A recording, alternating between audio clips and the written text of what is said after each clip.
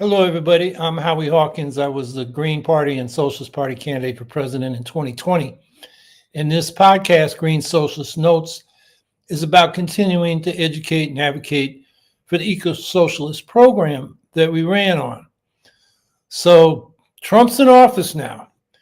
And where's the resistance? And how can we build it?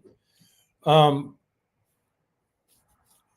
got two sets of notes here and they got screwed up. So going to have to ad-lib some of this, but the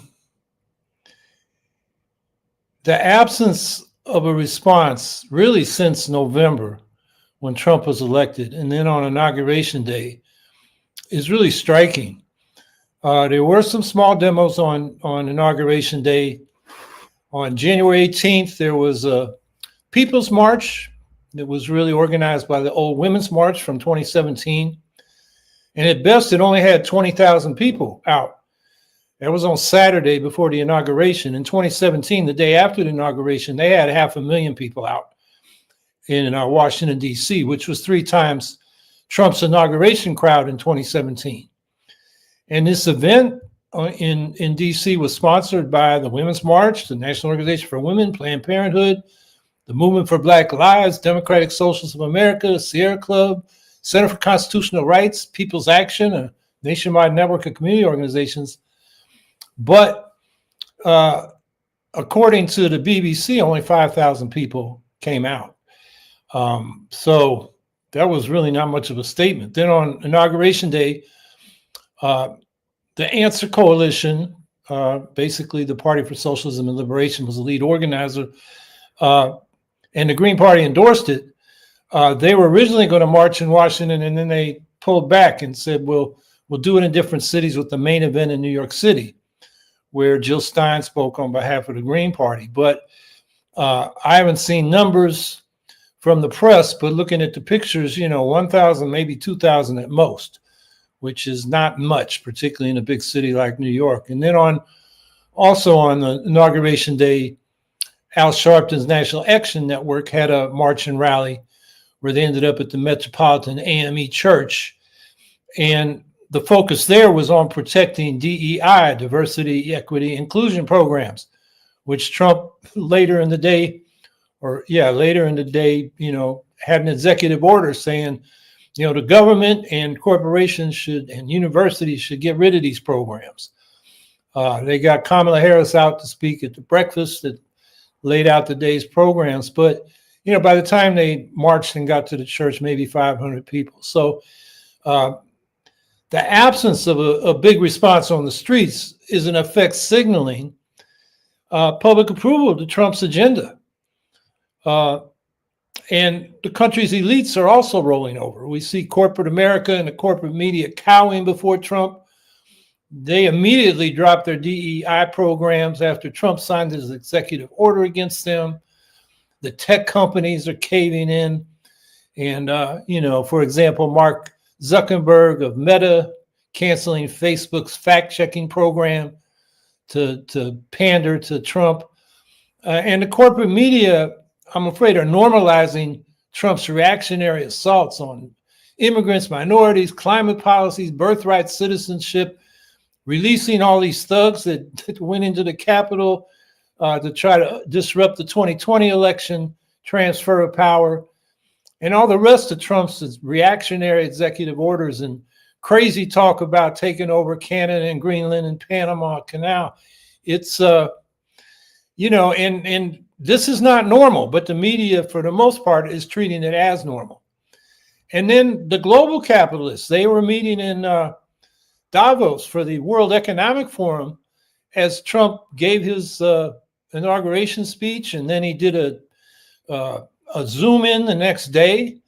And, they seem to be like not sure what to do if they don't like what he's doing. They're not doing anything about it. So right now, Trump is having his honeymoon, not just with the Americans, but with our elites and global elites. So the question is really for us is, how do we build a resistance and a political alternative? And first of all, we have to face the fact that Democrats are not going to provide that alternative. They're congenitally a party of the moneyed elites and the professional elites that control the party. They're never going to support the kind of economic and social policies that working class and middle class people need. And public opinion polls show support in strong majorities, like Medicare for all, free public health care, rent control and expanding affordable public housing, a job guarantee, an income guarantee, increased Social Security benefits. In short, what we've called for is an economic Bill of Rights. And the Democrats are never going to do that because the elites and the upper middle class, the professional classes, don't want to pay taxes for economic redistributive policies that an economic Bill of Rights would entail. Nor are they going to take on the fossil fuel capitalists and the corporate power around them to implement a Green New Deal to deal with climate, or a foreign policy that's based on human rights and international law, which if they did that, it would undercut and basically take away the super profits they're making through neo-colonial domination of the global South. So the wealthy donors and professional functionaries who control the Democratic Party are not going to provide an alternative. They don't want progressive taxation and cuts to the bloated military budget to pay for the right priorities in the federal budget to take care of the people's needs and protect the environment any more than the Republicans do when it comes to progressive taxation. Trump is going for more tax cuts. And you go back to, when Reagan first did his big regressive tax cuts after, about 50 years of pretty progressive taxation from Roosevelt through the end of the Carter administration. It was Democratic majorities in the House and Senate that passed those tax cuts through. By that time, the Democrats had been captured by neoliberalism, and it's been a bipartisan policy that has, been inflicting pain on the majority of us in this country ever since. So it's time to drop the fantasy that the Democrats can be transformed into a progressive populist party that addresses the vast majority of us in our needs. So we have to build a mass-based party of the progressive left. And I would argue we cannot build that out of marginal presidential or federal elections for the House and Senate. We're going to have to build it community by community from the base. And I think the Green Party's experience compared to all the other third-party efforts, I've been involved in this since the mid-1960s, the Peace and Freedom Party campaign in 1968, the People's Party, which was an extension of that in 72 and 76, the Citizens Party in 1980. All those parties tried to build a party out of a presidential campaign. And, they didn't really get that far in their presidential campaigns, and they weren't able to build underneath it in the wake. What we did in the Green Party when we first met in 1984 is we decided we are going to start at the grassroots. We're going to go out and build local organizations and then send delegates to Green Congresses to compare notes on how the organizing was going and to work out a common political program.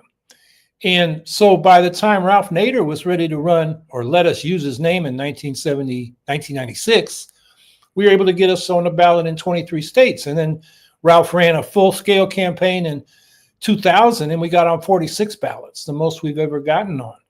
But that would not have been possible if we hadn't built a base. And we were electing local people. We've elected over 1,500 people since that period. We started by electing people in 1986. But in a country with 500,000 local offices, to have right now about 160, maybe 170 people in local offices, just a drop in the bucket. In the coming period, we should be electing thousands. So we need to, and just for our own sanity and collective defense, we all got to be involved in local organizations. And I would argue what's missing is the political party. So that should be our primary focus. And, that's what we've got to do during the second Trump administration is build that base. So, by the time he's on the way out in 4 years, although that may be a struggle, we're ready to, run competitive campaigns for state legislatures and the House of Representatives. And as I've argued here before, where the Greens, where the left in this country is going to get leverage on national policy is by having a caucus in the House. We're not going to elect the president without a lot of changes and a much bigger movement. But if we can get into the House, we'll have a platform, and the Democrats are going to have to come to us and give us something to get something when legislation is being discussed. So that, I think, should be our strategic objective. And these parties should not just be electoral parties. They should be movement parties that are as active in social movements and political education, that's very important, as in electoral politics. And in fact, these movement activities and the political education will put the party before the public and help develop our own people on a constant basis. So when we do run candidates, people already know who we are and what we stand for. And these parties should be organizing parties, not just mobilizing parties. We don't want to just mobilize the usual suspect, our existing base. We got to expand the base. And that means systematic outreach, systematic canvassing year round, on doorsteps, on the phones, through social media, and on the streets with tabling. And it needs to be deep canvassing. And that is, we're not going out and, giving them, preaching at people about what we stand for and then seeing if they support it. We got to be talking to people and listening more than we preach and hear what people's concerns are, and then build relationships. And we have to go back. We can't just talk to people once. Build relationships so that we build trust. Then we can talk about politics, and we can also know who we want to recruit to the party. So that has to be the kind of organizing that we do, not just periodic mobilizations. So, and there are no shortage of issues around which we can, do this local organizing, these local parties. The housing crisis is all across the country. So rent control and public or social housing is our program. And it's a real solution, and we can bring that to the people. The healthcare crisis, everybody feels it. The sympathy, or I don't know if that's the right word, but for this Luigi Mangione who killed that health insurance executive, I think is indicative of how angry people are at the private healthcare industry. And of course, we talk about in my campaign, not just Medicare for all, national health insurance, which back in the 70s we called the Great Leap Sideways, because the private providers would feed at the public trough of public insurance, and you wouldn't really have cost control, let alone democratic control, accountability. So this National Health Service would be 4 tiers of elected boards, a local elected board, and district, region, and national. So the system was accountable to people at the base, and because these local bases would include disadvantaged communities, they could speak up and get the resources and other things that they need to provide health care in their communities. We could put a community health clinic in every local community where you have a local health board. And then the district board would oversee the general hospital, the regional board, a medical center where there was medical training and teaching hospitals, and then the national level to allocate the resources across the system. That is the kind of thing we can be talking about. We can't implement it at the local level, but we can sure bring it into state legislative races and states that are big enough to be able to run a single payer system, like a state like New York or California, and also to bring into congressional races. Even if we don't have candidates, we can do press conferences and op-eds and leaflets and go to candidate forums or host candidate forums and make sure this issue gets talked about. And let me just parenthetically say that we need to, I think, do more press conferences at the local level, because you can attract particularly the broadcast media, because you can provide a visual, good banners, people there.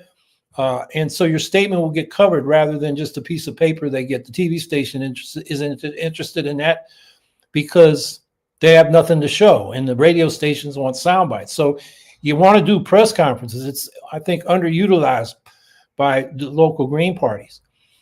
A Green New Deal, municipal Green New Deals. Ithaca, New York is a good example to look at. Not perfect, but they've done a lot of good things.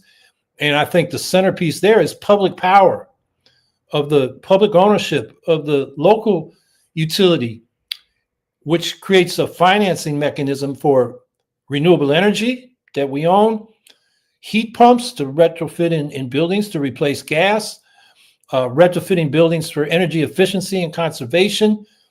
And the heat pumps and the retrofits are not going to happen by just encouraging people to do it because it's the right thing to do, or even, which Biden did a little bit in some of the states are doing, providing tax breaks, because not everybody makes enough money to get take advantage of tax breaks.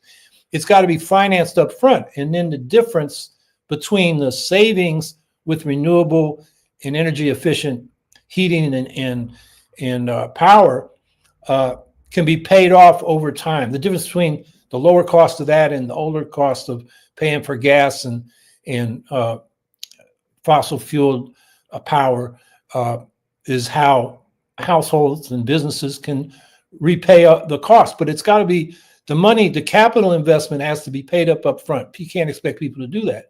And we can do that with a public power agency, also public transit. We got to bring back the trolley systems. I pointed to that map back there on, let's see, I can't point, but it's over my right shoulder. That's a map of Syracuse back in 1903 when there was a trolley, a light rail, within 2 blocks of every household in the city. And they ran every 15 minutes. And it was a much more efficient system than we have now with automobiles and buses that people sit outside freezing their butts off, waiting for an occasional bus that comes by. So that was something we did, well over 100 years ago, and it's something we can bring back today. And then progressive taxation, that's something the Democrats, pretty much dropped. There are progressive Democrats like Bernie Sanders that will talk about it, but he doesn't run the Democratic Party. And I expect most people here, you don't have your local Democratic Party advocating for progressive taxes, like replacing or reducing property taxes, which tend to be regressive, and there's unequal capacity between different municipalities, with a progressive income tax on a city or county basis. In the Minneapolis area, they share, I think, among 6 counties an income tax. And that can be done on a progressive basis. So there's another issue. And then, of course, changing the electoral system, ranked choice voting, and particularly proportional ranked choice voting for our councils or city councils or town councils, so we have a multi-party democracy. I mean, these are issues that the Greens can bring up and the Democrats are not, and we should be really emphasizing that. And I would also say that, state legislative and House races are local elections. They're a larger scale than most, city council seats or town council seats, for sure. But we have the capacity in our stronger locals, and we can build up our weaker locals to be able to run those races. But even before we do, as I was saying earlier, we can bring our issues into those races with, leaflets and candidate forums, op-eds, press conferences, and the like. So that is what we can do at the local level and get ourselves, before the public and become a real political alternative to the corporate neoliberals of the Democratic Party and the corporate neo-fascists of the Republican Party. And then I want to emphasize one issue that is just going to be huge under the Trump administration, that the progressive left, the Green Party, needs to take a lead on, and that is defending immigrants. The Democrats aren't doing it. They've been reinforcing the MAGA narrative about us being invaded by immigrants. The immigration system is broken, scapegoating immigrants. Kamala Harris basically ran on that when she said, I would pass the Republican written immigration bill that Trump didn't want passed, at least until he got elected, because he wanted it to be a campaign issue.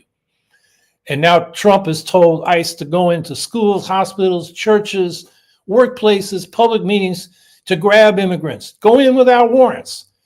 And, I'll give you some examples. This already happened this week. The day after Trump's inauguration, ICE in this city of Syracuse called immigrants who are waiting for their asylum hearings to come up, called them into the ICE office. And when they got there, they seized their passports and put ankle bracelets on them. And This was totally unnecessary. These people are going to show up. They want to go to their hearings so they can get legal status. They're seeking asylum. The newspaper had an article about, people and some of their circumstances they ran away from in countries like Guatemala, Ecuador, Venezuela. And for them to be sent back home is facing violence and possibly death. And, what we should be doing in city Syracuse has a rich history of resisting the federal government unjust laws, going back to the Fugitive Slave Act in the 1850s. And it was a third party meeting in convention in Syracuse, the Liberty Party, heard about a runaway slave who had been captured by the local police, and the slave catchers were going to take him from the police station back down south so he could be enslaved again. And his name was Jerry. And we have a Jerry Rescue Monument in the city's central square. And what the Liberty Party people did was they freed him from the jail. They overwhelmed the police department, grabbed this guy, and took him to Canada. That is harder to do given how militarized the police are now, but it shows, it's an example of the kind of resistance we need to put up. In Buffalo that same day, ICE arrested 3 immigrants.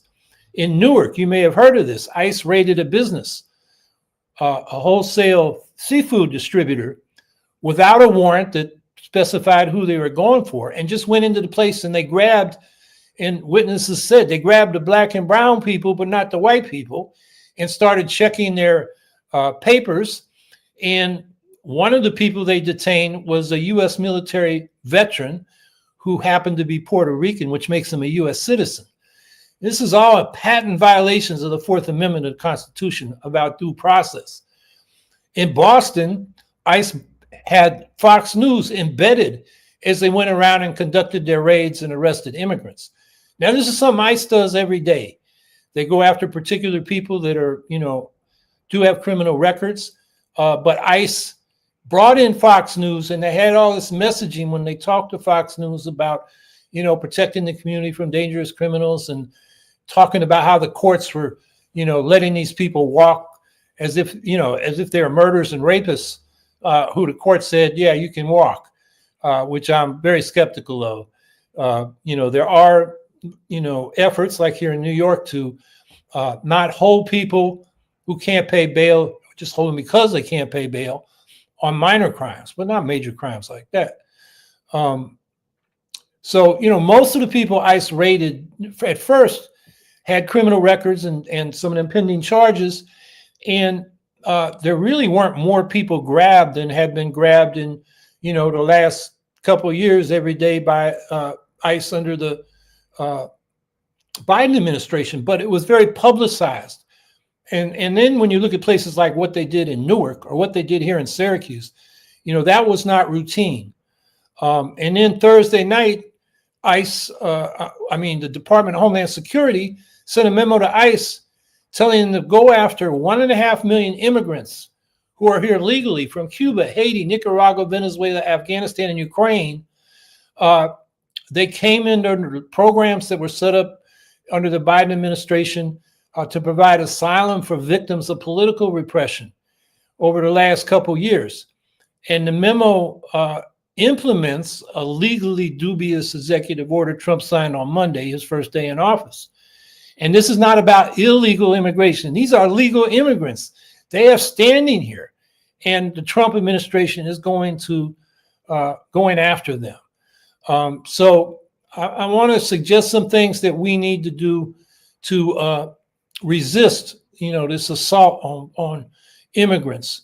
And, we got to think of it like, the northern states that resisted the Fugitive Slave Act in the 1850s. First of all, we got a campaign to make our public officials, our police and sheriff's departments refuse to cooperate with federal officials in their deportation schemes. And, a lot of cities have sanctuary city policies. We got to defend those.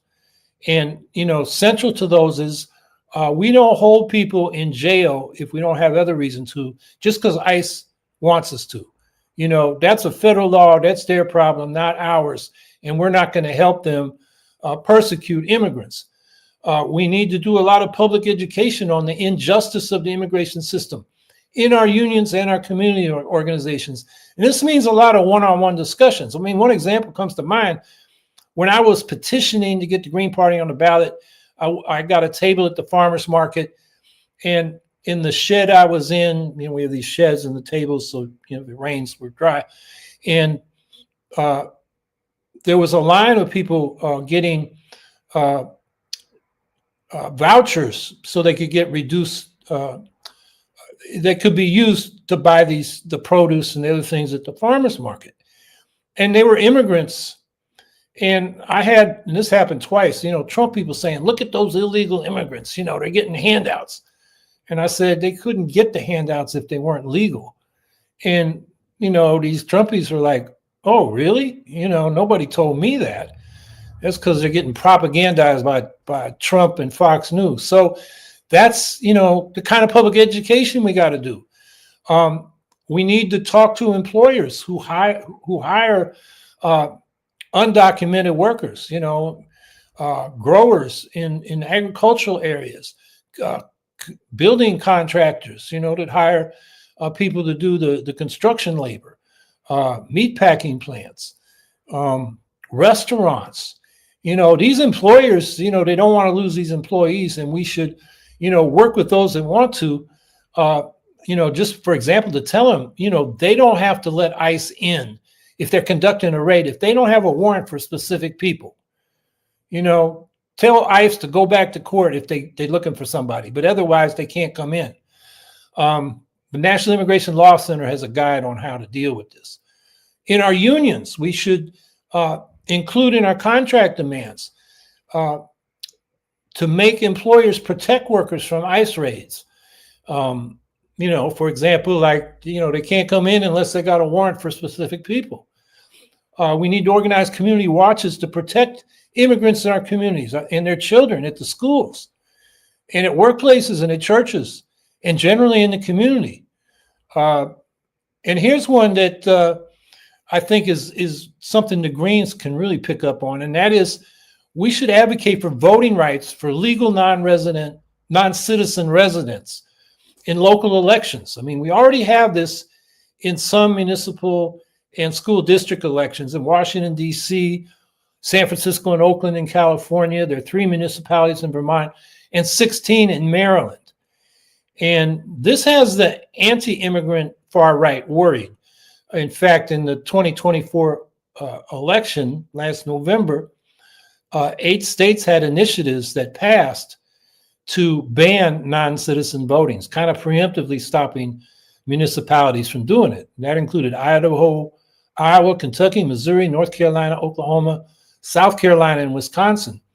There were already 7 states, and this goes back to 1900 when the anti-immigrant hysteria in the era of, nativist and segregationist Jim Crow laws and paranoia, they started passing. I think Alabama was the first one in 1902, but they kind of sat quiet. They didn't do any more after the regressive 1994 Immigration Act until this year.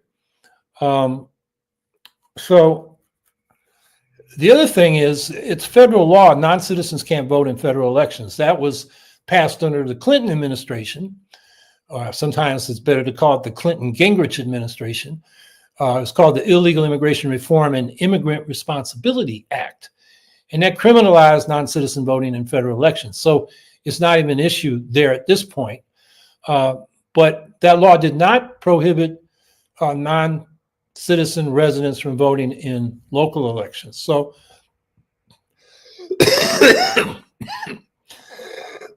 excuse me, we have scope to do this, as many communities have done.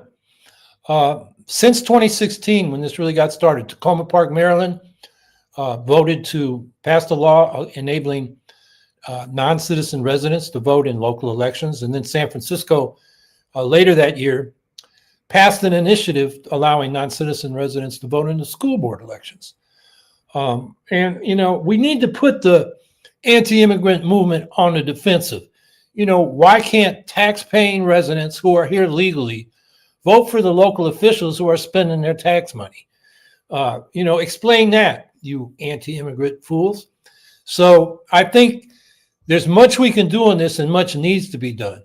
We can also agitate for ratification of the Convention on the Rights of All Migrant Workers and Members of Their Families that was adopted by the UN General Assembly in 1990. What this convention does is it supports the right of family reunification, establishes the principle of equal treatment of citizens of the host country in relation to employment and education. It protects immigrants against collective deportation and makes both countries of origin and of destination responsible for protecting these rights. And that is something that is just about equal treatment of legal residents, whether they are citizens or not. And that's something the U.S. should adopt. It's something we can bring into, say, House elections, something we can do op-eds about and news conferences. And this, again, the Green Party's got to do this because no administration, Democratic or Republican, has ever submitted this convention to Congress for ratification. And then in general, we've got to build solidarity between immigrant and native-born people in our communities. The isolation of immigrants, the people that are the most anti-immigrant are the people that don't know immigrants. It's people in, rural areas, the Trump base, that they're not immigrants in their communities. They're hearing all this garbage from Trump and Fox News and places like that we're being invaded and it's a national security threat. And, fentanyl is coming with these immigrants. No, it's not. It's most fentanyl that is imported into the country comes through, legal ports of entry. It's just hidden and it's not caught. So there's a lot of education to do there. So this is going to be an area of massive conflict, repression, probably violence. And it's something that I think is a real opportunity for the Greens to step up and, become respected in immigrant communities, which are future citizens, as well as the ethnic groups from which those communities are that are already citizens. It's a good base building activity from strictly the political point of view, as well as, doing what's right by people. So, there's plenty of opportunity to build a resistance and we got to do it. But I'm saying we got to do it in our local communities and we all got to be part of an organization, a party, the Green Party, or, in your particular community, you want to build some other kind of left party, go ahead, good luck. But if we don't do that and we're sitting here isolated and, fretting over what's not happening at the national level, we're basically doing ourselves to defeat. We've got to build our own alternative and we got to do that from the bottom up. So with that, let's hear your questions and comments.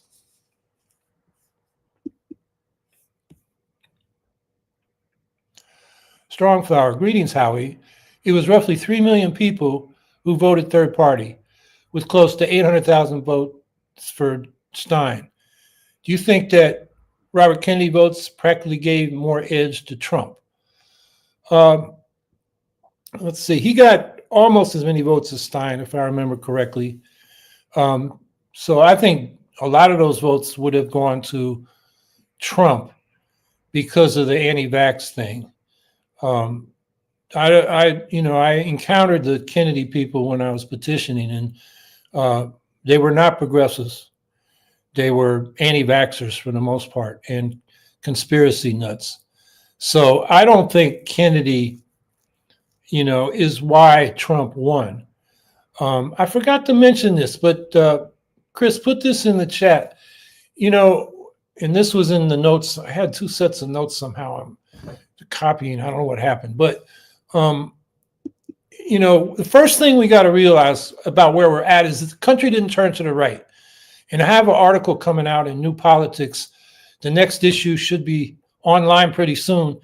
That documents that's not what happened. Basically, what happened was Harris actually got 3 million more white votes than Biden did, but she lost about 8.9 million votes of people of color that Biden got.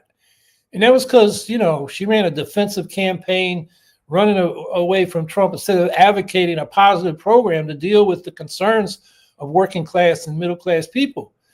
And so she lost part of her base. But another part of the story, which is not in my article, an article just came out yesterday from Greg Palast, who, if you know him, he's been looking into voter suppression for many election cycles. And, going back to, Bush winning over Gore, that's how Bush won. And, what he found, and this is in my notes, and I don't, if I can remember the numbers, he says something like 3 or 4 million votes were suppressed. Some of them were people purged from the voting rolls. Some of those people, these vigilante, non-governmental Republican activists, challenged people's votes at the polling place.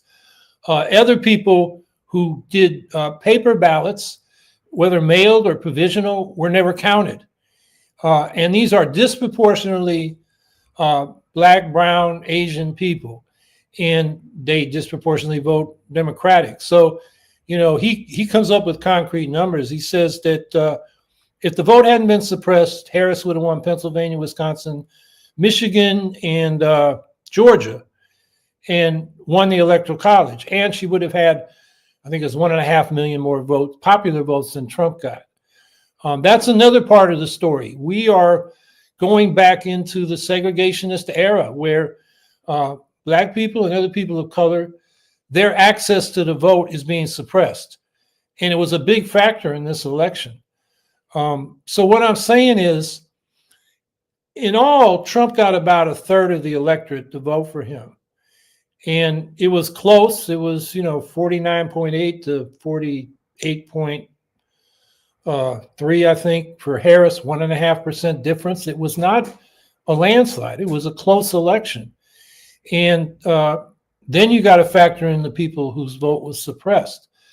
And then you look at the public opinion polls, and the people want progressive policies, particularly on economic class issues, the kinds of things we talk about in the Economic Bill of Rights. They want climate action. They want a foreign policy that doesn't go around looking for wars and dominating other countries. So the majority of people are progressive minded. So that's where we're at.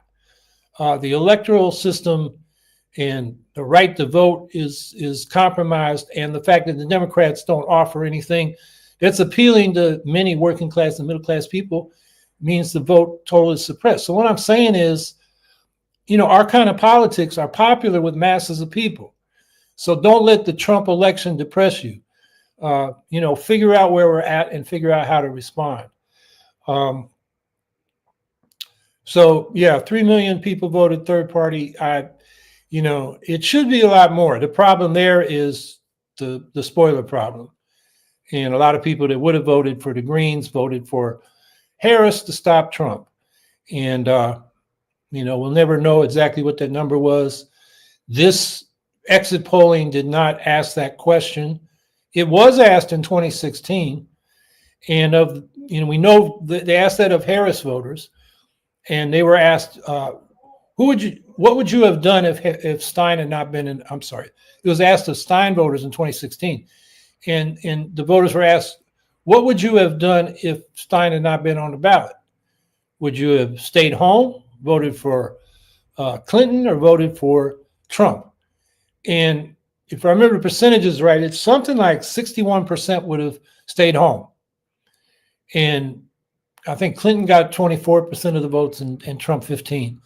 So what that tells you is if you think about how that would, if you'd ask the same vote question of Clinton voters, if she was not on the ballot, would you vote for Stein or Trump?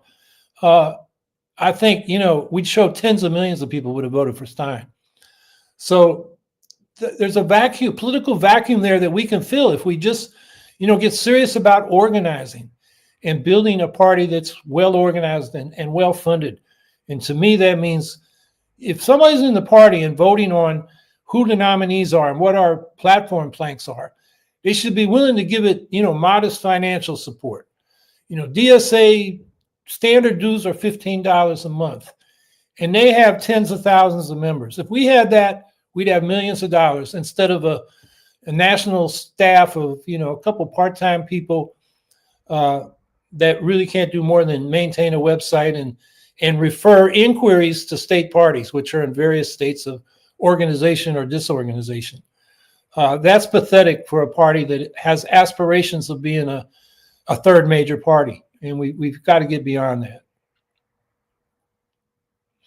Scout Trooper 164, can we just admit Harris lost the election by repeating Clinton's mistakes from 2016 and not splitting herself from Biden, or do more than should be done? Yeah, I think she didn't learn from the Clinton experience. Clinton experience shows that Clinton lost, enough working class and middle class votes in Wisconsin, Michigan, and Pennsylvania to lose to Trump in the electoral vote, even though she won the popular vote. And Harris did the same thing, did not speak to the concerns, the economic hardships that so many people are going through. And Trump did. I mean, Trump didn't have a program for them. He just said, I'll fix it. They had rallies with everybody's holding a sign, Trump will fix it.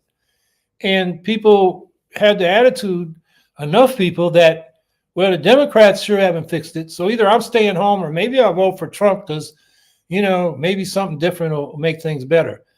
And so, yeah, I think Harris learned nothing from Clinton's defeat. And the Democratic Party has learned nothing from it. They've doubled down on trying to mobilize basically the suburban, middle-class, credentialed professionals vote as their mass base, doubled down on getting money from the super rich. There was one count of how many billionaires supported Harris versus Trump. Harris was 20 billionaires. Trump was 13 billionaires. And what that does is working class people and regular middle class people are like, this party, it doesn't care about me. It's not doing anything for me. It's caring about other people. And that's how Clinton came across, and that's how Harris came across. And that's why they lost. So, yeah, I think you're right, Scout Trooper. That's what happened.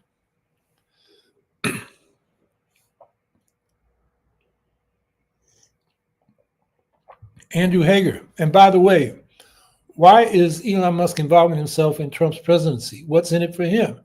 And more importantly, is he the one pulling all the strings, making Trump his little puppet?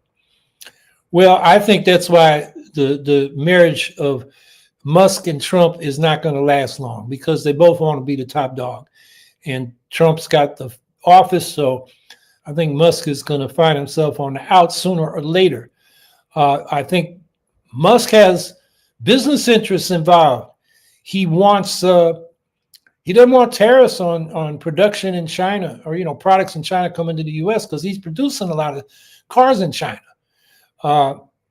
He wants the tech industry, the social media industry, like with his X, formerly Twitter, doesn't want regulations there, and he thinks Trump will give him that. So he's got personal business interests in Trump administration policies. And I think the other reason is Trump is a racist, far-right, guy. He comes from apartheid South Africa. That's where he was raised. And, whether or not that salute was really a Nazi salute or just an awkward gesture by Musk, he did endorse the Alternative for Deutschland, AfD, a far-right party with roots in the Nazi movement, as what's going to save Germany from immigrants, basically. And he's promoted all kinds of pseudoscience about race and IQ tests. I mean, this guy is a old-fashioned racist cracker, if there ever was one. And that's why he and Trump get along at least an ideological level. So I think that's part of Musk's motivation. And he's not alone. There are a number of other of those, tech industry, billionaires who have a similar point of view as Musk. David Sachs, also with a South African background. Peter Thiel, also with a South African background. And they have this right-wing racist ideology as well. So there's an ideological affinity there, but there's also business interests for Musk. But like I said, they both have big egos, and I don't know how long they're going to be able to cohabit. Scout Trooper 164, the mainstream media presents our broken system. How is this a shocker? Represents our broken system. How is this a shocker to everyone? They prefer to make them cash over any sense of morals. Yeah, the corporate media is a business. It's not there to do good in the world. They like to, think they are, but when push comes to shove, I mean, look what happens. CNN is moving Jim Acosta to a more obscure hour because he's, his bias in presenting the news has been anti-Trump. And MSNBC has made some moves, and of course Fox is, in Trump's lap. So those are business decisions for them, not decisions about not just a sense of morals, but just an affinity or a loyalty to, the ethics of being journalists, which is, to present the objective facts and, not become propaganda arms for the power structure. But that's what they are. And so as one of the Greens, I'm trying to remember his name. He was with the Dead Kennedys, a punk rock group. His slogan was "Be your own media," because we can't count on the corporate media. That means, our locals with our press conferences and our social media and our leaflets. Jello Biafra, that's right. Yeah, Jello. That's his famous saying: "Be your own media," because we can't rely on the corporate media to tell the truth and report the real news. And another thing going on is the erosion of local newspapers and radio and TV reporting on local events. There's another opportunity for the Greens to have a weekly newspaper, or at least online, and that reports the news, that reports on what happened at the council meeting, and what the different politicians, how they voted on policies and that kind of stuff. You really have to dig for that in a lot of cities and towns because the local news has been eroded, and that's a function of social media taking the advertising revenue away from the old media. And I think what that, and then we advocated this in the campaign, is we need a public media system that includes supporting local news reporting by papers and radio and TV and online. And the way to keep it from being biased is to have the funds to fund these news organizations allocated by boards that are chosen by lot, at random, like juries. And that will get you a cross-section of the public, and then we have to rely on the wisdom of crowds, a sample of the public, to make sure that money is allocated to legitimate news organizations. But that's the only way I can see rebuilding local media. Chris Blankenhorn, you could see with the UHC, United Healthcare CEO killing, that the media had an oh shit moment, where they seem to have realized if we can't come for the masters, we might come for the masters' propagandists. That I hadn't thought of it that way, but yeah, probably.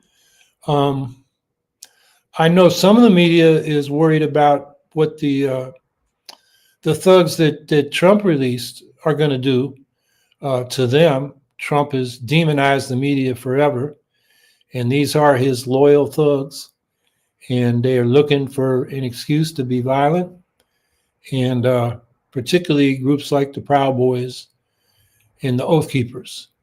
And so they're a real danger. And we talked about this last week, I think, or a week before, that these militias, these private militias, are illegal in every state. The Constitution talks about a well-regulated militia in the Second Amendment. That means, regulated by the government.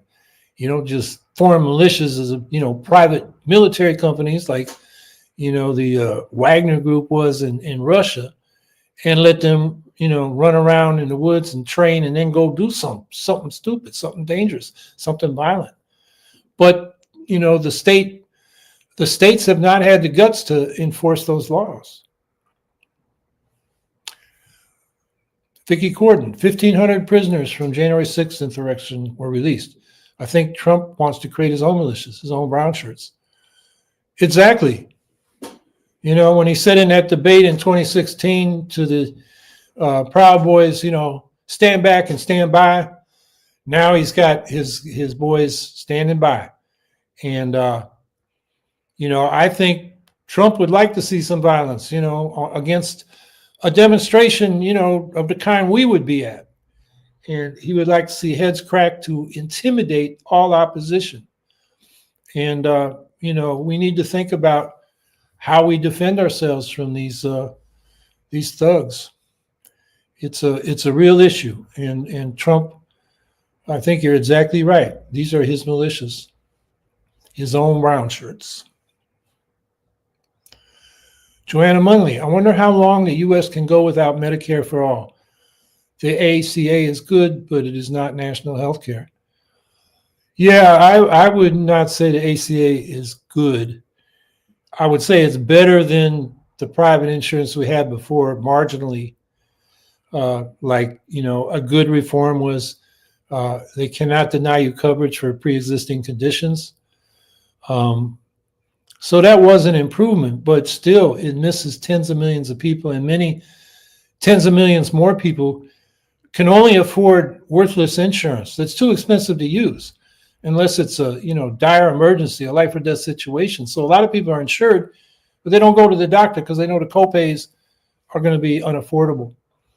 So, the U.S., how long can, the people suffer? One of the things that we need to understand is just because times are hard, it doesn't mean people are going to turn to each other against the elites that impose this on them. They may turn on each other, which is exactly what the politics of the Republican Party are with their neo-fascist scapegoating of, immigrants and sexual and ethnic minorities and women. And that's why, it's not going to spontaneously, it's probably not going to be a spontaneous reaction to Trump's reactionary agenda. It's something we've got to agitate for and organize. And then when something spontaneously breaks out that's massive, like Occupy was, like the demonstrations after George Floyd was murdered we're in a position to have influence and direct that energy into an independent, progressive political alternative instead of back into the Democratic Party, which is what happened with the rebellion against police brutality after George Floyd was murdered. That was in June when that broke out. And by September, most of that movement was going into the Biden campaign to stop Trump and locally settling for what the local Democrats were willing to do in the way of reform. And mostly they ended up getting nothing because the Democrats really weren't interested. Because local politics, and it's usually Democrats in the cities, but it's true in Republican towns and cities, is run by the real estate industry.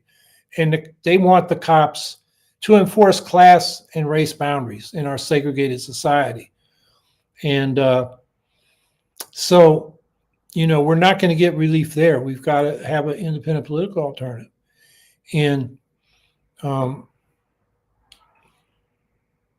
I'm saying is we got to be ready when those bigger movements break out so we can have influence and build a political alternative, not, going back to the Democrats as the lesser evil. Oh, the other thing I was going to say about that is, and in the end, after all those demonstrations, which were maybe the largest in U.S. history against for anything, and this was against police brutality. The next few years of the Biden administration, Biden was bragging how he gave more federal money to the police. When the movement was talking about redirecting a lot of municipal funds from police to social services that would either deal with situations the police are not trained for, like mental health crises and domestic, conflicts or homelessness, by, providing the mental health services and the homes for the homeless. And instead of that, Biden sent them more money to build up the police departments more. And we've had as many deaths by police after that as we had before. It's over 1,000 every year. The Washington Post has been keeping a record. In fact, it was a record of police killings last year, 2024. So I guess what I'm arguing is we could go a long time without Medicare for all, without national health insurance, if people turn on each other instead of to each other. And we got to be the people that help people turn to each other. Scout Trooper 164, do you feel like Trump threatening Putin is just lip service, or because Zelensky is stroking Trump's ego? I think it's because Trump realizes, Zelensky's ready to talk. The Ukrainians would like a pause in the war, at least, if they have security guarantees, and they won't formally acknowledge that, Ukrainian territory has been annexed to Russia, but they realize militarily they're not likely to get the forces, both in terms of foreign weapons and also their own volunteer troops, to win militarily. That's where Zelensky's at. And Putin's sitting there, really saying, why should I bargain? I'm gaining ground. It's it's very incremental. I mean, they've lost something like 120,000 troops this year, the Russians have, to gain 1% of Ukraine's land. And the narrative you hear from both the Kremlin and from our mainstream media is that, Ukraine is losing and Russia's victory is inevitable. But Ukraine can hold on in a defensive war while Russia takes enormous losses. And their economy is in trouble. I mean, how long can the Russian people accept these massive casualties? I mean, they only lost 15,000 people in 10 years of the Afghanistan war. And the mothers of the veterans and the soldiers that lost their lives rebelled. And, so I guess it was Gorbachev by then. Maybe it was still Brezhnev, had to pull out. And it led to fundamental change in Russia, which is, every time Russia's had fundamental changes after a war they lost. The Crimean War led to the freeing of the serfs. The war they lost to Japan that they started in the early 1900s led to the revolution in 1905, World War I, the revolution in 1917, and then, of course, the destruction, the falling apart of the Soviet Union after the war in Afghanistan. So, for Trump, for the Ukrainians, this war is existential.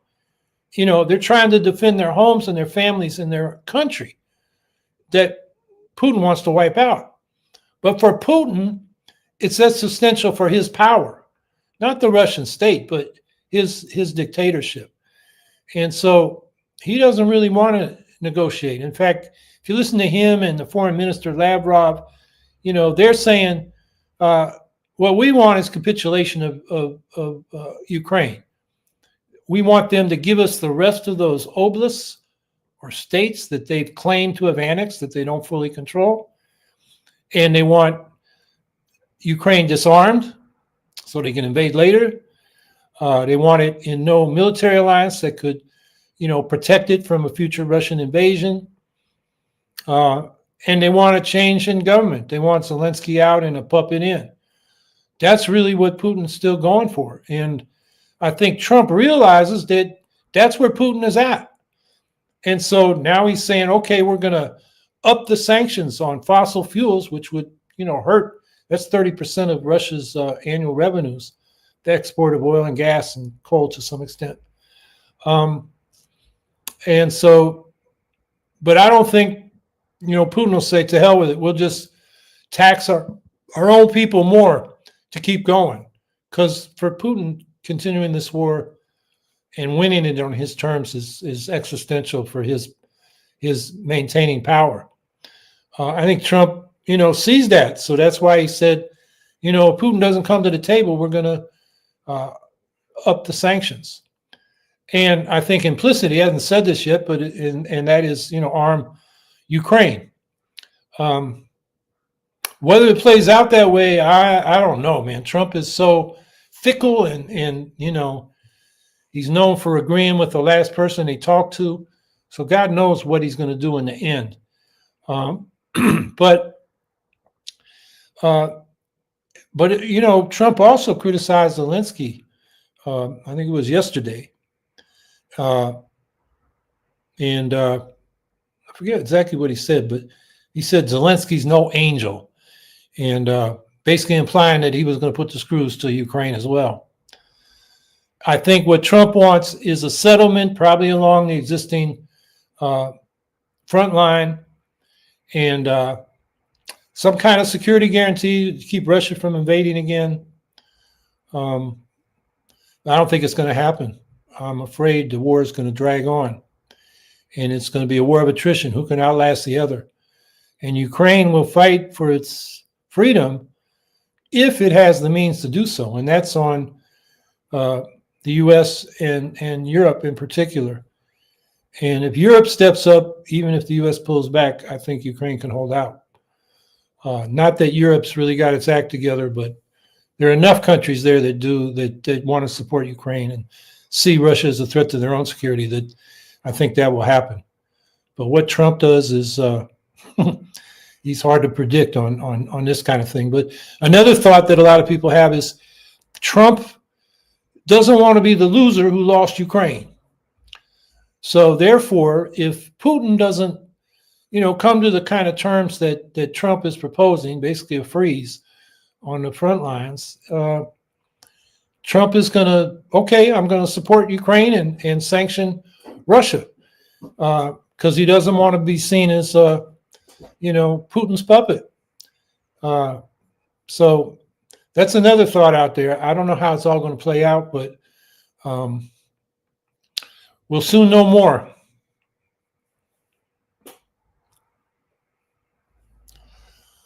Okay, well, thanks everybody for being here again. I hope people are getting organized and not being demoralized. Like I said, Trump doesn't have that strong a mandate. The country is not really behind him. The Democrats offer no solution. We can build a political alternative that does. And so I think that's what we got to act on and start local. When you work with other people, it doesn't seem so bad because you've got, comrades in the struggle, companions, and you can support each other. And the struggle itself can be fun and interesting. So I hope everybody is engaged in local organizing and has that perspective going forward. So I didn't spend any time this week trying to get a guest. There are a number of people that I'm interested in having on, and probably tomorrow I will reach out to several of them. So I expect next week I'll have a guest. And, for a couple of weeks after that, I want to talk about the public health crisis. Trump pulled out of WHO, the World Health Organization. COVID is on the uprise right now. The flu is actually worse. We got the avian flu out there. We're not in a position to deal with pandemics. So I've got a guest in mind for that. Rojava, the Syrian Kurd region, and they're being attacked by Turkey. That's another thing we can talk about. Got a couple of eco-socialists from Ukraine that want to come on. One of the leaders of the Ukraine Solidarity Campaign of the United Kingdom is also somebody. There's a young woman who's active in Razem, the left-wing party in Poland. There's a lot of people that we'll be having coming up, and I don't know which one we'll have next week, but I expect to have one of them. So in the meantime, everybody have a good week. Keep your head up. The there's real opportunities for us, even though Trump's in power, and I think we need to take advantage of them. So have a good week, everybody.